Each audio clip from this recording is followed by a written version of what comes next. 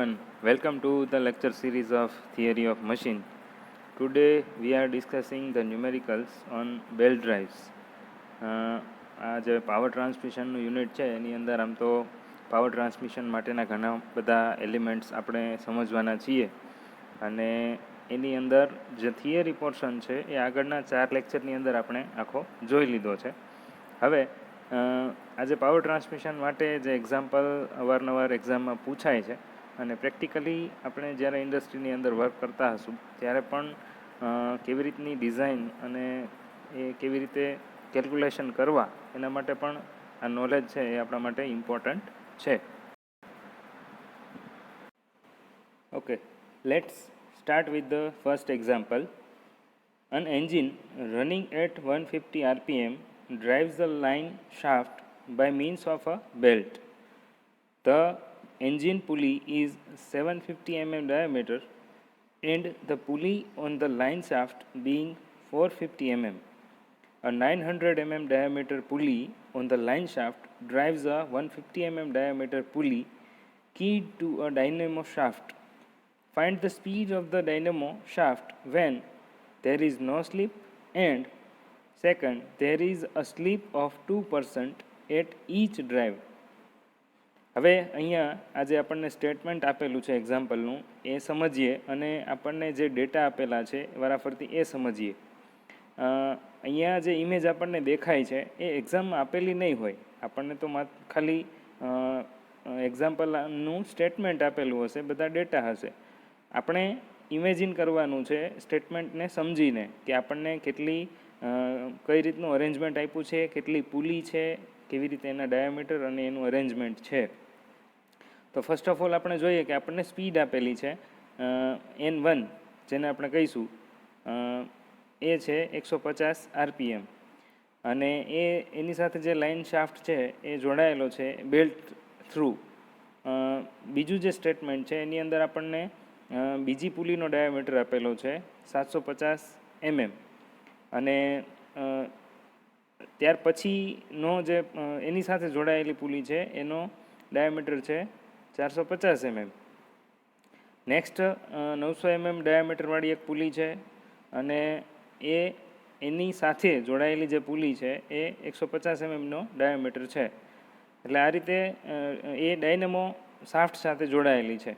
એટલે આપણે જો ફિગરની અંદર જો આ રીતની આપણે અરેન્જમેન્ટ છે એ આપણા માઇન્ડની અંદર વિચારવાનું છે કે જે એન્જિન શાફ્ટ છે એની સાથે લાઇન શાફ્ટ જોડાયેલો છે અને એન્જિન શાફ્ટ છે એ 750 mm ડાયામીટરનો છે. જે લાઇન શાફ્ટ સાથે બે પુલી જોડાયેલી છે, એકનો ડાયામીટર છે 450 mm અને બીજું એનાથી ડબલ એટલે કે 900 mm છે. અને એ જે પુલી છે એ ત્રીજા નંબરની થાય અને એ ચોથા નંબર સાથે જોડાય છે, એ છે આપણો ડાયનેમો શાફ્ટ કે જેનો ડાયામીટર આપણને આપેલો છે 150 mm. એટલે અહીંયા D1, D2, D3, D4 આ રીતના 4 ડાયામીટર આપેલા છે અને એક એન્જિનની સ્પીડ આપી દીધી છે કે જે N1 આપણે કહીએ છીએ. હવે આ જે 4 પુલી છે, ચારે પુલીના જે રીતે આપણે ફિગરની અંદર નંબરિંગ કરેલા છે એ જ રીતે એની સ્પીડના નંબર એટલે કે જે એન્જિન શાફ્ટ છે એ N1 થશે, એનો ડાયામીટર D1 થશે. તો બધા જ પેરામીટરને આપણે એ રેફરન્સમાં જ લેવાના છે. આપણે ફાઇન્ડ શું કરવાનું છે તો કે સ્પીડ ઓફ ડાયનેમો શાફ્ટ એટલે લાસ્ટ જે ચોથા નંબરની પુલી છે ત્યાં જે શાફ્ટ છે એ કેટલી સ્પીડમાં ફરશે એ આપણે મેળવવાનું છે. અને મેળવવાનું કઈ રીતે છે તો આપણી પાસે બે કન્ડિશન છે. એક, જ્યારે આ જે બેલ્ટ છે એ પુલી ઉપર સ્લીપ ના થતો હોય અને સેકન્ડ, જ્યારે સ્લીપ છે એ 2% હોય, 2%માં હોય ત્યારે આપણે સ્પીડ મેળવવાની છે. તો એક્ઝામ્પલને સોલ્વ કરવા માટે આપણને બેઝિક જે ફોર્મ્યુલા છે સ્પીડ અને ડાયામીટરનો જે રેશિયોસ છે એ આપણને ખ્યાલ હોવો જોઈએ. ઇમેજની આપણે થિયરી પોર્શનની અંદર આપણે આ સમજી ગયા છીએ કે જ્યારે બેલ્ટ ડ્રાઈવની વાત કરતા હોઈએ ત્યારે આ જે રેશિયો છે એ કઈ રીતે હોય. આમ તો સ્પીડનો જે રેશિયો આપણે લેતા હોય તો એ ઇન્વર્સની પ્રોપોર્શનલમાં હોય. એટલે કે જ્યારે આપણે ફર્સ્ટ અને લાસ્ટ સ્પીડ જ્યારે રેશિયોમાં લેતા હોય તો એ ઓડ અને ઇવન નંબરની અંદર એકબીજાના ઇન્વર્ઝનમાં હોય છે. ડાયામીટર્સ છે એને, અથવા તો જો રેડિયસ આપેલી હોય તો રેડિયસના ફોર્મમાં પણ અહીંયા જો જ્યારે પહેલી કન્ડિશન છે કે ભાઈ સ્લીપ છે આપણે કન્સિડર કરવાની નથી, તો એવા કેસમાં જે ઇક્વેશન બને છે n4/n1 = d1 × d3/d2 × d4, એટલે કે જ્યારે આપણે n4 મેળવવાનું છે તો ત્યારે n4/n1 કરીએ, એટલે કે લાસ્ટ સ્પીડ અને ફર્સ્ટ પુલીની સ્પીડ, તો ત્યારે સામેની બાજુ એટલે કે = પહેલી બાજુ ડાયામીટર છે એ ઓડ નંબરમાં આવશે, એટલે કે d1 અને d3નું મલ્ટીપ્લાય અપોન d2 અને d4નું મલ્ટીપ્લાય. હવે આ ઇક્વેશનને આપણે સોલ્વ કરીએ, કેલ્ક્યુલેશન કરીએ, એટલે આપણને n4 મળી જશે ડાયરેક્ટલી. આ એકદમ સિમ્પલ છે, પણ જ્યારે સ્લીપની વાત કરતા હોઈએ તો આપણે ઇક્વેશન યાદ રાખવાનું છે. એમાં જે 2% સ્લીપ આપેલી છે એને આપણે કન્સિડર કરવાની છે. હવે કેમ કે અહીંયા આપણને જે શાફ્ટ આપેલા છે, ઇન્ટરમીડિયેટ જે સ્ટેજીસ થાય એ 2 સ્ટેજમાં થાય છે, તો ફર્સ્ટથી 2 વખત સ્લીપેજ છે આપણે કન્સિડર કરવી પડશે, S1 અને S2. હવે એ બંને લેવાની છે 2%, પણ મલ્ટીપ્લાય આપણે 2 વખત કરવું પડશે, એટલે એનું જે ઇક્વેશન થશે એ નોર્મલ જે સ્લીપ વગર કન્સિડર કરતા હતા એની સાથે સ્લીપના પર્સન્ટેજ આપણે એની અંદર મલ્ટીપ્લાય કરવાના થશે. અને એના માટે ઇક્વેશન છે એમાં 1 - S1/100 × 1 - S2/100 એટલું એડ કરવાનું છે. હવે આખું એનું કેલ્ક્યુલેશન કરીએ એટલે એ જે આખો રેશિયો છે એ પહેલાં નો સ્લીપમાં 10 આવતો હતો, એને બદલે અહીંયા વિથ 2% સ્લીપને કન્સિડર કરશું એટલે 9.6 આવશે. અને એવી રીતે કન્સિડર કરીએ તો આપણી જે n4 છે, એટલે કે ડાયનેમો શાફ્ટની જે સ્પીડ છે એ 1440 RPM આવશે. એટલે જો કેટલો ફરક પડે છે, જ્યારે આપણે સ્લીપને કન્સિડર કરતા નથી તો ડાયનેમો શાફ્ટની સ્પીડ છે એ 1500 RPM એટલે કે 1500 RPM આવે છે, અને જ્યારે સ્લીપ કન્સિડર કરીએ છીએ ત્યારે જે સ્પીડ છે એ 60 RPM ઓછી આવે છે. એટલે સ્લીપને લીધે આટલું આપણને ડિફરન્સ દેખાય છે કે જે એક્સેપ્ટેબલ આમ તો આપણા માટે ટેકનિકલી સારું નથી. પ્રેક્ટિકલી જોવા જઈએ તો એ સ્લીપ છે એટલા માટે જ આપણે એવું કહીએ કે ભાઈ સ્લીપ ના થાય એ ટેકનિકલ પેરામીટર તરીકે સારું છે. નેક્સ્ટ જોઈએ example number 2. The power is transmitted from a pulley 1 meter diameter running at 200 RPM to a pulley 2.25 meter diameter by means of a belt. એટલે કે અહીંયા 2 પુલી ફેરવવામાં આવે છે, પાવર ટ્રાન્સમિટ થાય છે. એમાં જે એક પુલી છે એનો ડાયામીટર છે 1 મીટર, બીજી પુલીનો ડાયામીટર છે 2.25 મીટર, અને એ બેલ્ટ થ્રુ આ પુલીઓ છે એ ફેરવવામાં આવે છે. Find the speed lost by the driven pulley as a result of creep if the stress on the tight and slack side of the belt is 1.4 megapascal and 0.5 megapascal respectively. એટલે હવે અહીંયા આપણને tight side અને slack side માટે stresses આપી દીધા છે, અને આપણે ફાઇન્ડ કરવાનું છે સ્પીડ લોસ્ટ, એટલે કેટલી સ્પીડ છે એમાં લોસ આવે છે, અને એ જે સ્પીડ લોસ થાય છે એ ક્રીપને લીધે થાય છે એ આપણે કન્સિડર કરવાનું છે. The Young's modulus for the material of the belt is 100 મેગાપાસ્કલ. એટલે જે 100 મેગાપાસ્કલ છે એ આપણને યંગ્સ મોડ્યુલસ, કે જેને આપણે કેપિટલ E વડે દર્શાવીએ છીએ, એ આપી દીધું છે.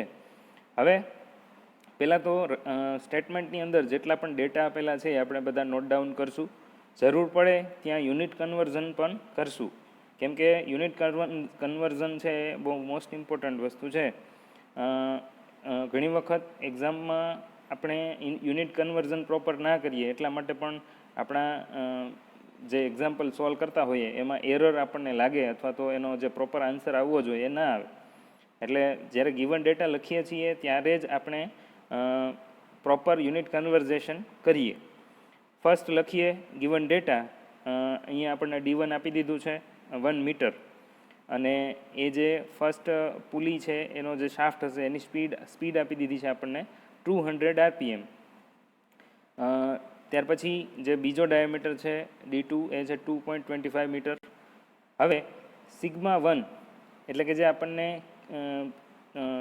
ટાઇટ સાઇડ અને સ્લેક સાઇડ માટે જે સ્ટ્રેસીસ જનરેટ થાય છે એ આપી દીધા છે. સિગ્મા 1ને આપણે 1.4 મેગાપાસ્કલ અને એને કન્વર્ટ કરશો ન્યૂટન પર મીટર સ્ક્વેરમાં, એટલે મેગા એટલે 10⁶, તો આપણે 1.4 × 10⁶ કરશું ન્યૂટન પર મીટર સ્ક્વેર.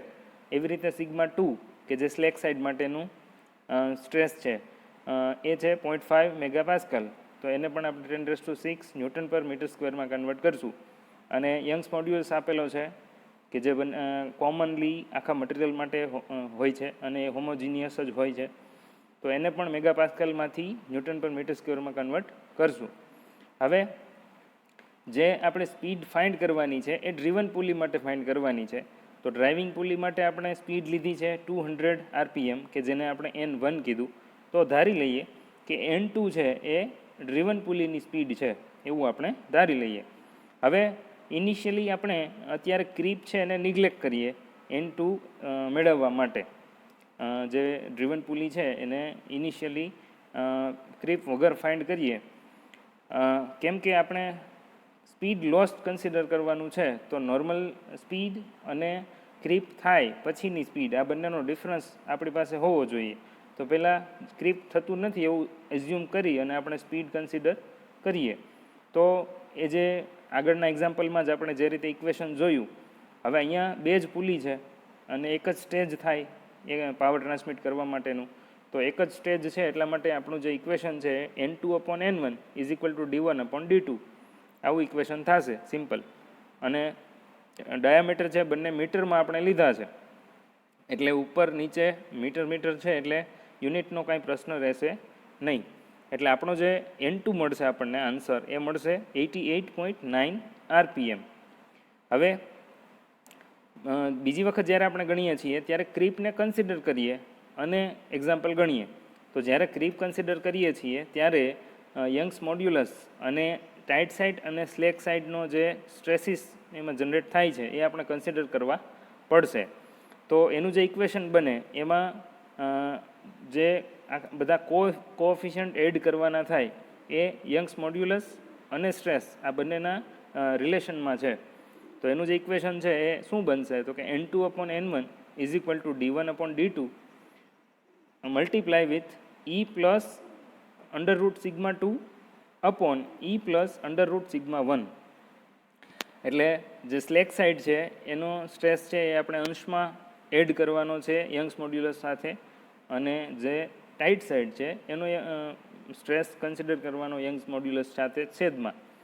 હવે આ જે ઇક્વેશન છે એમાં બધા જ વેલ્યુઝ પુટ કરીએ આપણે. બધી વેલ્યુ પુટ કર્યા પછી જે આન્સર આવે છે આપણો N2નો એ આવે છે 88.7 RPM. એટલે આપણે જોઈ શકીએ છીએ બંનેનો જો ડિફરન્સ લઈએ તો 0.2 RPM જેટલો ડિફરન્સ આપણને મળે છે. હવે આ જે 0.2 RPM છે એ જ આપણો આન્સર થશે, અને એને આપણે શું કહીશું, speed loss by driven pulley due to creep. એટલે ક્રીપને લીધે જે સ્પીડ લોસ થાય છે ડ્રીવન પુલી દ્વારા એ 0.2 RPM જેટલો થાય છે. ઓકે, નેક્સ્ટ એક્ઝામ્પલ જોઈએ. Find the power transmitted by a belt running over a pulley of 600 mm diameter at 200 RPM. The coefficient of friction between the belt and the pulley is 0.25, angle of lap is 160 degree and the maximum tension in the belt is 2500 Newton. અહીંયા given ડેટામાં આપણને શું આપેલું છે અને આખી system શું છે એ સમજવાની છે આપણે.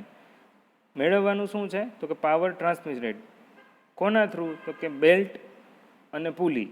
હવે એ જે બેલ્ટ છે એક પુલી છે કે જેનો ડાયામીટર 600 mm છે અને એની સ્પીડ છે એ 200 mm છે. આ જે બેલ્ટ અને પુલી વચ્ચે જે ફ્રિક્શન છે એ આપણને આપી દીધું છે 0.25. એંગલ ઓફ લેપ આપી દીધો છે 160 ડિગ્રી અને મેક્સિમમ ટેન્શન આપી દીધું છે બેલ્ટ ઉપર જે મેક્સિમમ ટેન્શન લાગે છે એ આપી દીધું છે. ઓકે, તો હવે આપણે એક્ઝામ્પલ ગણીએ એ પહેલાં ગિવન ડેટા લખી દઈએ. હવે ડાયામીટર છે 600 mm છે, તો આપણી જરૂર પ્રમાણે એને મીટરમાં કન્વર્ટ કરી શકીએ આપણે, કેમ કે સ્પીડ છે ઓલરેડી આપણે આરપીએમમાં જ માપવાના છીએ.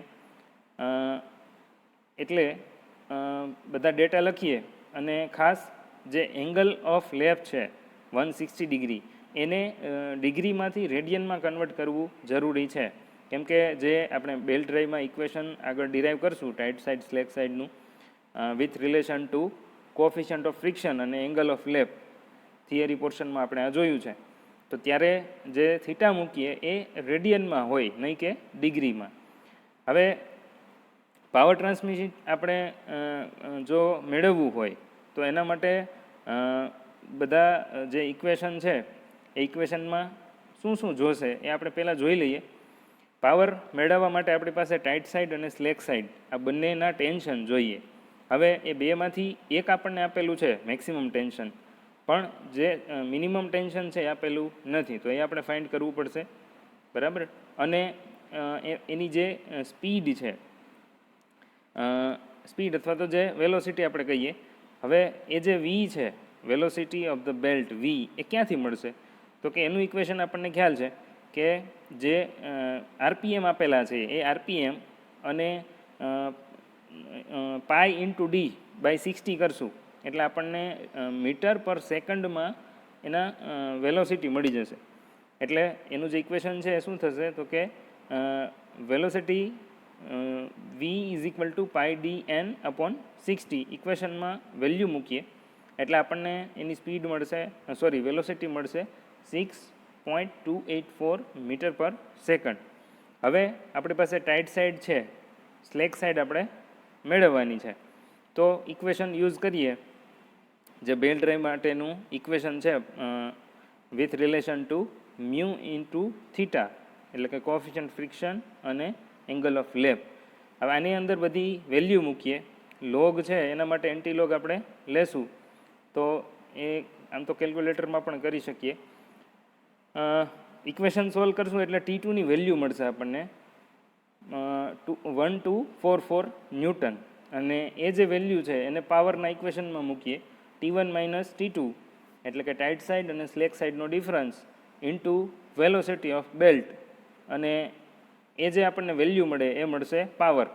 હવે આ જે વેલ્યુ મળે છે એ આપણને મળે છે 7890 વોટમાં, બરાબર. હવે આ જે વેલ્યુ છે એને જો આપણે કિલો ન્યૂટનમાં કિલો વોટમાં કન્વર્ટ કરવી હોય તો 1000 વડે આપણે ડિવાઈડ કરીએ એટલે આપણને કિલો વોટમાં પાવર મળી જાય. ઓકે, નેક્સ્ટ એક્ઝામ્પલ છે 2 pulleys, one 450 mm diameter and the other 200 mm diameter are on parallel shafts 1.95 meter apart and are connected by a crossed belt. Find the length of the belt required and the angle of contact between the belt and each pulley. હવે બે pulley આપેલી છે, એકનો diameter 450 mm છે અને બીજાનો diameter છે એ 200 mm છે. આ જે બે પુલી છે એ એનું વચ્ચેનું ડિસ્ટન્સ છે 1.95 મીટર. એટલે આ જે પુલી હોય, બંને પુલીની જે એક્સિસ હોય એની વચ્ચેનું ડિસ્ટન્સ આપેલું છે. અને જે બેલ્ટની સિસ્ટમ છે એ ક્રોસ બેલ્ટ છે, ઓપન નથી. તો ક્રોસ બેલ્ટ છે એટલા માટે બેલ્ટની જે લેન્થ છે એનું ઇક્વેશન આપણે કઈ રીતે યુઝ કરવું એ થિયરી પોર્શનમાં જોયું હતું, છતાંય અત્યારે પાછું જોશું. શું મેળવવાનું છે? Find the length of the belt required and the angle of contact between the belt and each pulley.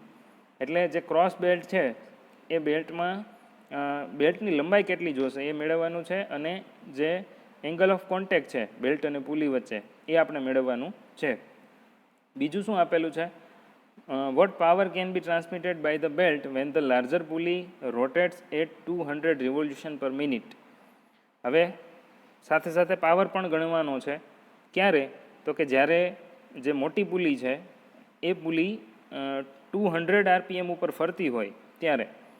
અને એના માટે આપણને મેક્સિમમ પરમિસિબલ ટેન્શન આપી દીધું છે બેલ્ટ ઉપર લાગતું, કે જે 1 કિલો ન્યૂટન છે.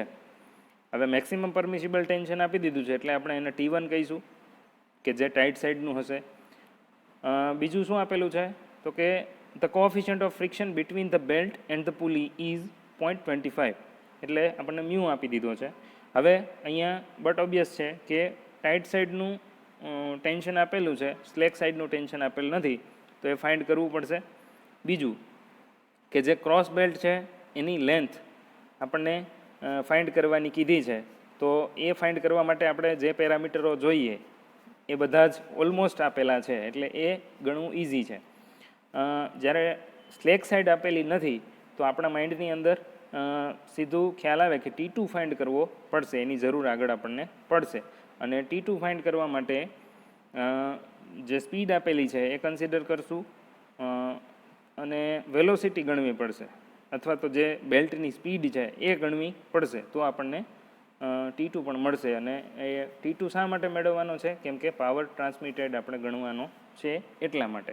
ઓકે, હવે જે સ્ટેટમેન્ટની અંદર પેરામીટર્સ આપેલા છે એ બધા એક પછી એક લખીએ, જરૂર પડે તો એને યુનિટ કન્વર્ઝેશન કરીએ. ફર્સ્ટ છે D1, જે મોટી પુલી આપેલી છે એનો ડાયામીટર છે 450 mm. ઓકે, એને કન્વર્ટ કરીએ મીટરમાં, અને ડાયામીટરને બદલે આપણે રેડિયસમાં પણ એને કન્વર્ટ કરી દઈશું.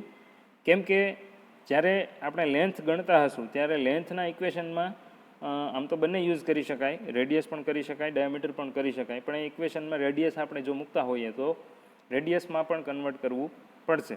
એટલે ડિવાઈડ બાય 2 કરી અને R1 ગણી લઈએ. ત્યાર પછી D2 છે 200 mm, કે જેની રેડિયસ થશે 0.1 મીટર R2. હવે આ બંને પુલી વચ્ચેનું ડિસ્ટન્સ છે એને આપણે x કહીએ છીએ, x વડે એને દર્શાવીએ છીએ, તો એ છે 1.95 મીટર. સ્પીડ આપેલી છે N1 200 RPM, T1 આપેલું છે 1 કિલો ન્યૂટન, કે જેને આપણે ન્યૂટનમાં કન્વર્ટ કરી દઈએ 1000 ન્યૂટન. મ્યુ આપેલું છે 0.25. હવે પહેલું વહેલું કામ આપણે એ કરીએ કે સ્પીડ ગણી લઈએ. બેલ્ટની જે સ્પીડ છે કે જેને આપણે V વડે દર્શાવીએ છીએ અથવા તો ન્યૂ કહી શકીએ, પાઈ D1 N1 upon 60. હવે એ જે વેલ્યુ મળે છે આપણને એ 4.714 મળે છે કેલ્ક્યુલેશન કર્યા પછી. હવે લેન્થ મેળવી લઈએ, લેન્થ ઓફ બેલ્ટ, કે જેનું equation L is equal to pi R1 plus R2 plus 2x plus R1 plus R2 whole square upon x. હવે આ ઇક્વેશન આપણે યાદ રાખવાનું છે, અને સાથે સાથે આ ઇક્વેશન અને ઓપન બેલ્ટની જે સિસ્ટમ છે એનું ઇક્વેશન, એમાં માઇનોર જે માઇનસનો ડિફરન્સ આવે છે, જ્યારે ઓપન બેલ્ટ હોય તો વચ્ચે રેડિયસમાં માઇનસની સાઇન આવે છે, એટલું ખાલી આપણે યાદ રાખવાનું છે.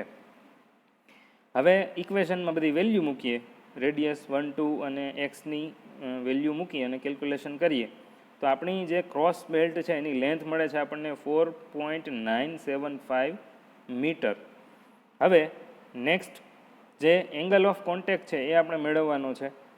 તો એંગલ ઓફ કોન્ટેક્ટ મેળવવા માટે આપણે ઇક્વેશન થિયરીમાં જે ભણ્યા એ મૂકશું.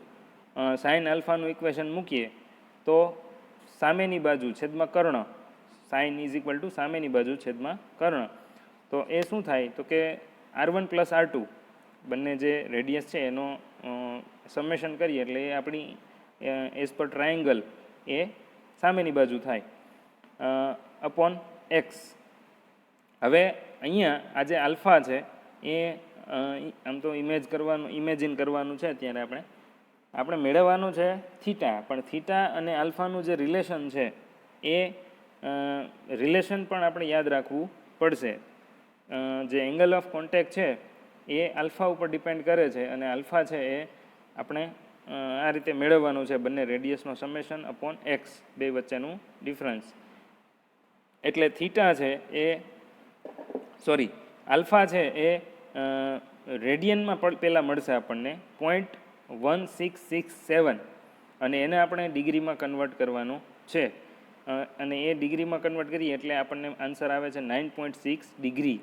બરાબર. હવે આ જે ડિગ્રી છે, sine alpha is equal two 0.1667, અને સાઇનને આપણે સામેની બાજુ લઈ જઈએ એટલે સાઇન ઇન્વર્સ થાય, એટલે સાઇન ઇન્વર્સ 0.1667 ની વેલ્યુ થાય 9.6 ડિગ્રી. જે સાયન્ટિફિક કેલ્ક્યુલેટર છે એમાં પણ આપણે આ સાઇન ઇન્વર્સ કરી શકીએ છીએ, એટલે આપણને આન્સર આનો મળી જશે. હવે થીટા છે એનું equation with reference to alpha, તો એ થશે 180 ડિગ્રી પ્લસ 2 આલ્ફા.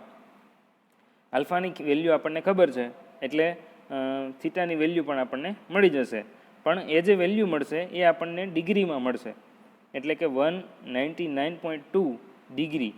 હવે થીટાની વેલ્યુ છે એ ડિગ્રીમાં મળી ગઈ છે, પણ છતાંય આપણે રેડિયનમાં એને કન્વર્ટ કરી દઈએ તો પાઈના છેદમાં 180 કરશું તો આપણને રેડિયનમાં એની વેલ્યુ મળી જશે, એટલે એ થશે 3.477 radian. Next, power transmitted. Main જે આપણને ક્વેશ્ચન પૂછ્યો છે કેટલો પાવર ટ્રાન્સમિટ કરવાનો છે.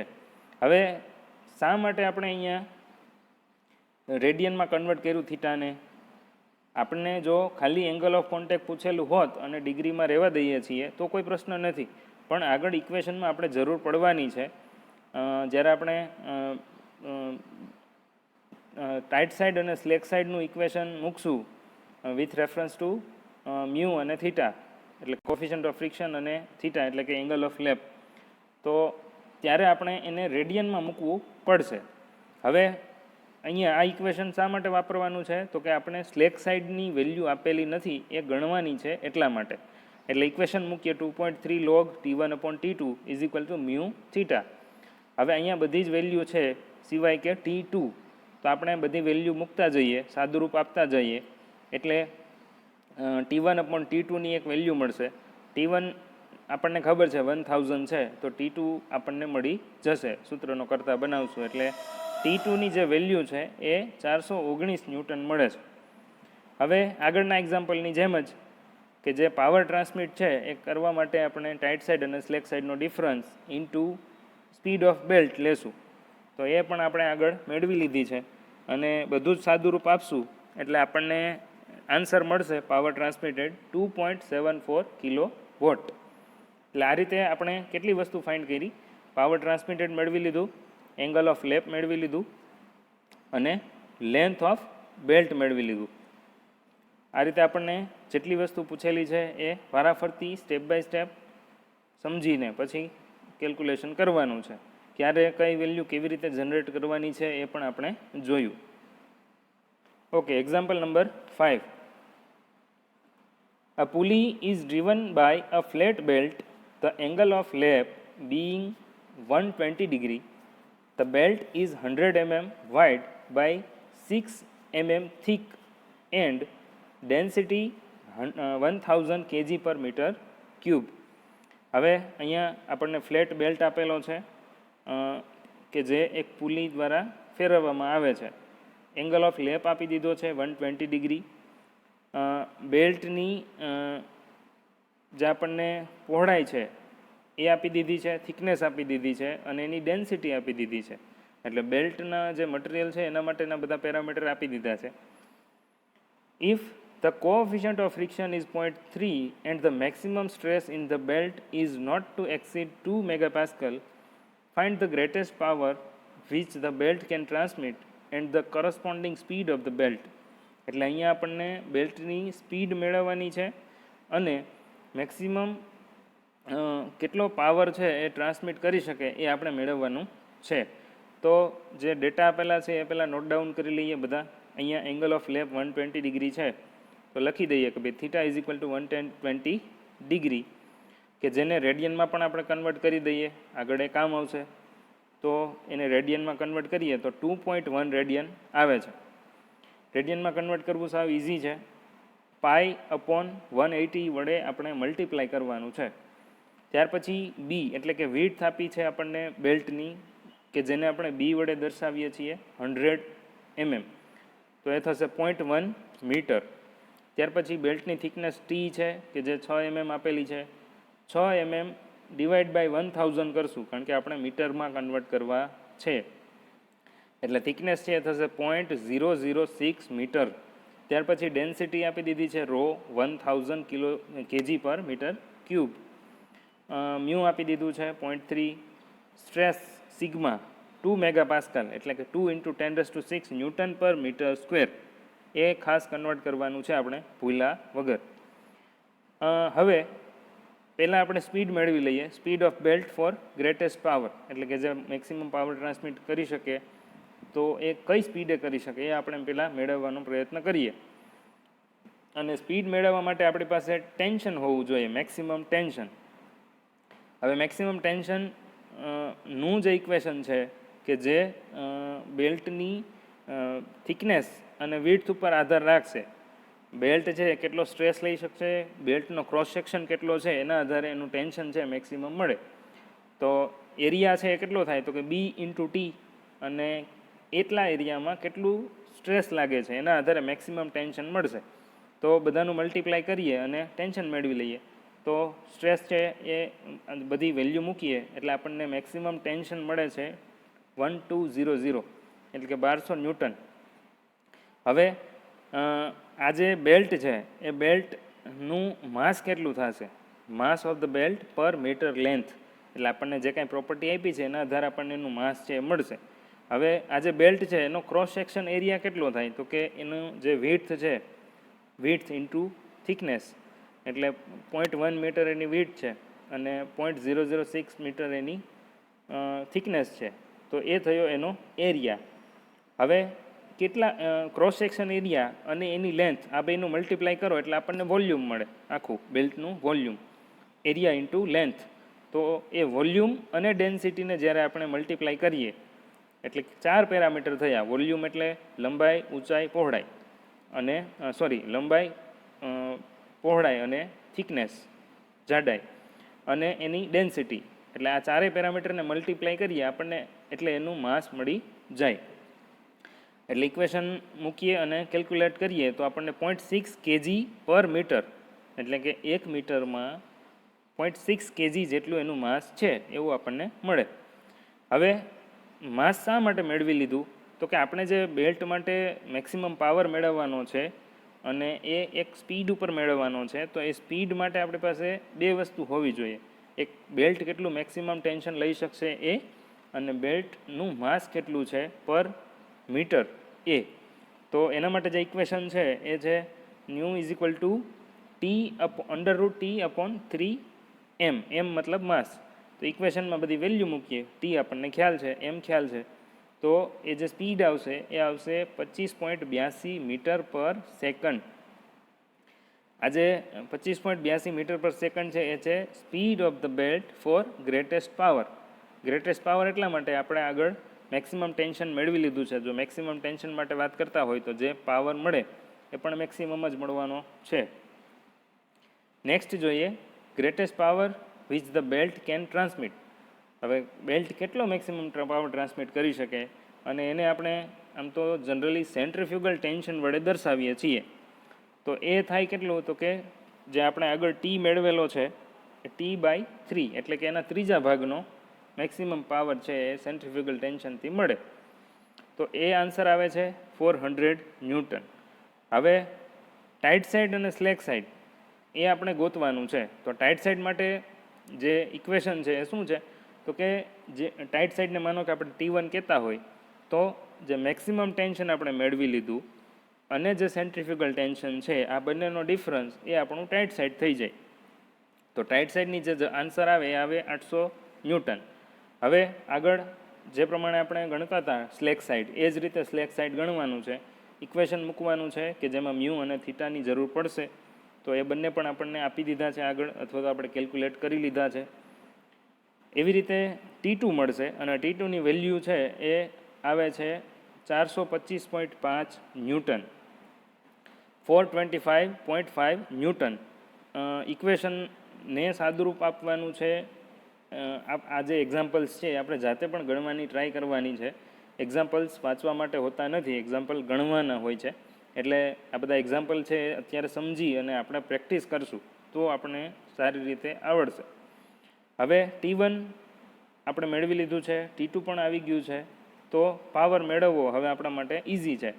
એટલે જે ગ્રેટેસ્ટ પાવર મળે એ T1 - T2 ઇન્ટુ સ્પીડ કે જે 25.82 છે. ઇક્વેશનમાં વેલ્યુ મૂકીએ એટલે આપણને આન્સર આવે 9670 વોટ. અને એને કિલોવોટમાં કન્વર્ટ કરવા હોય તો 1000 વડે આપણે ડિવાઈડ કરી દઈએ, એટલે આ રીતે આપણને પાવર છે એ મળી જાય. ઓકે, નેક્સ્ટ એક્ઝામ્પલ જોઈએ. Example number 6. In a flat belt drive the initial tension is 2000 newton. Flat belt drive જ આપેલી છે, એટલે ઇક્વેશન છે ઓલમોસ્ટ બધા આગળ જે યુઝ કરેલા છે એ જ આવશે. The coefficient of friction between the belt and pulley is 0.3 and the angle of lap on the smaller pulley is 150 degree.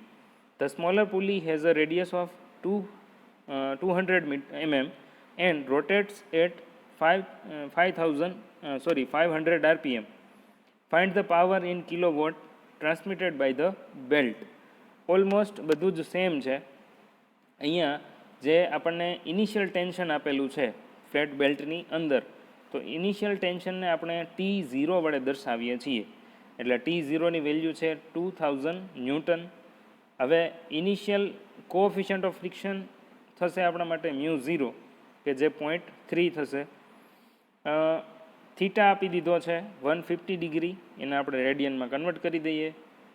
બીજી જે પુલી છે એનો ડાયામીટર આપણને આપી દીધો છે, ડાયામીટર અને રેડિયસ એ બંને આપણે ગણી શકશું. રેડિયસ આપી છે તો ડાયામીટર છે ડબલ કરી શકીએ આપણે. અને એ જે બીજી પુલી છે એના માટે આરપીએમ આપી દીધા છે. નાની પુલી છે એના માટે આરપીએમ છે 500 આરપીએમ. તો એ બધાનો યુઝ કરી અને આપણે એક્ઝામ્પલ છે આગળ વધારશું. એટલે સૌપ્રથમ આપણે સ્પીડ ગણી લઈએ. Velocity of the belt v is equal to pi d2 n2 upon 60.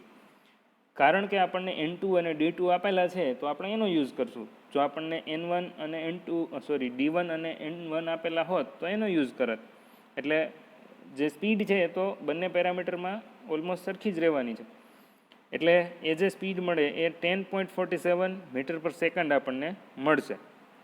હવે કેમ કે આપણને સ્ટેટમેન્ટની અંદર ઇનિશિયલ ટેન્શન આપ્યું છે તો આપણે ટાઇટ સાઇડ અને સ્લેક સાઇડ આ બંનેના ટેન્શન ગણવા પડશે. તો બેલ્ટની અંદર ધારી લઈએ કે ભાઈ T1 છે એ ટાઇટ સાઇડ માટેનું ટેન્શન છે અને T2 છે એ tension in slack side of the belt છે. હવે જે ઇનિશિયલ ટેન્શન આપ્યું છે તો ઇનિશિયલ ટેન્શન અને ટાઇટ સાઇડ અને સ્લેક સાઇડ આ બંનેનું ટેન્શન એનું રિલેશન શું હોય, તો કે ઇનિશિયલ જે ટેન્શન હોય ટાઇટ સાઇડ અને સ્લેક સાઇડનું, તો એ બંનેનું એવરેજ હોય. એટલે ઇક્વેશન શું થાય basic, T1 plus T2 by 2 is equal to initial tension. એટલે અહીંયા આપણને T1 T2 બંને આપેલા નથી તો કંઈક ઇક્વેશન બનાવવું પડશે અને ઇક્વેશનના આધારે એ મેળવવા પડશે. એટલે એને આપણે નામ આપી દઈએ ઇક્વેશન નંબર 1. હવે બીજું ઇક્વેશન મેળવી લઈએ. બે ઇક્વેશન હોય અને બે અનનોન પેરામીટર હોય તો એ એકબીજાને સાદુરૂપ આપી અથવા તો એકબીજાની કિંમત મૂકી અને આપણે ગણી શકીએ. એટલા માટે બીજું ઇક્વેશન મેળવી લઈએ. તો બીજું જે ઇક્વેશન છે એ મ્યુ અને થીટાના ફોર્મમાં લોગેરિધમિક જે ઇક્વેશન છે T1 T2નું એ આપણે મૂકીએ, એમાં બધી વેલ્યુ મૂકીએ. એટલે આપણને જે બીજું ઇક્વેશન મળે એ કયા ફોર્મમાં મળશે, તો કે T1 by T2 is equal two 2.2, કે જે ઇક્વેશન નંબર 2 થશે. હવે આ જે ઇક્વેશન નંબર 1 અને 2 છે એ બંનેની કિંમત એકબીજામાં મૂકીએ. એટલે કે T1 છે T1 બાય T2 છે એમાં T2ને સામેની બાજુ જવા દઈએ તો T1 is equal two 2.2 T2 થાય. હવે આ જે T2ની વેલ્યુ છે એને આપણે ઇક્વેશન નંબર 1માં મૂકી દઈએ. તો ઇક્વેશન નંબર 1માં એક જ પેરામીટર થઈ ગયું, કાં તો T1 કાં તો T2. હવે એને સોલ્વ કરીએ એટલે આપણને બે કિંમત છે એ મળી જશે. T1ની કિંમત આવે છે 2750 ન્યૂટન અને T2ની કિંમત આવે છે 1250 ન્યૂટન. બસ એક્ઝામ્પલ સોલ્વ થઈ ગયો છે. T1 અને T2 હોય અને સ્પીડ હોય બેલ્ટની, વેલોસિટી જેને આપણે કહીએ છીએ, એટલે પાવર છે એ આપણને મળી જાય. કેટલો પાવર મળે છે, ઇક્વેશન સોલ્વ કરીએ, વેલ્યુ મૂકીએ 15700 વોટ અને એને કિલોવોટમાં કન્વર્ટ કરીએ એટલે 15.7 કિલોવોટ. એટલે કેટલો પાવર ટ્રાન્સમિટ થાય છે પુલી થ્રુ, 15.7 કિલોવોટ. ઓકે, આ રીતે આપણે જે બેલ્ટ ડ્રાઈવ છે એના અલગ અલગ એક્ઝામ્પલ જોયા. Okay friends, thank you.